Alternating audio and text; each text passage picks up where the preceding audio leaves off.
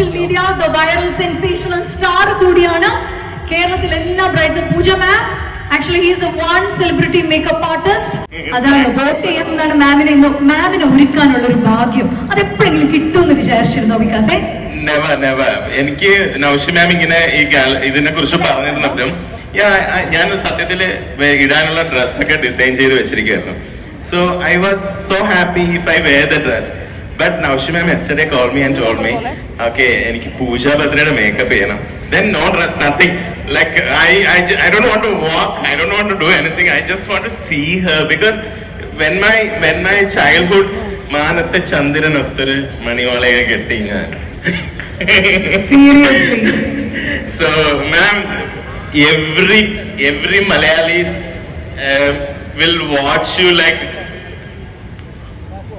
nothing else, and I am the luckiest person who did the makeup for you. Unbelievable. Now tomorrow all the gents are going to jealousy with me. Thank you Patis, thank you Naushi ma'am, thank you Padmaja ചേച്ചി. എനിക്ക് അവരൊന്നും മാമിനെ വിളിക്കാനേ പറ്റില്ല, അത്രയ്ക്കും they are very close to us.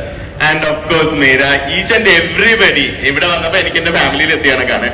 So thank you so much.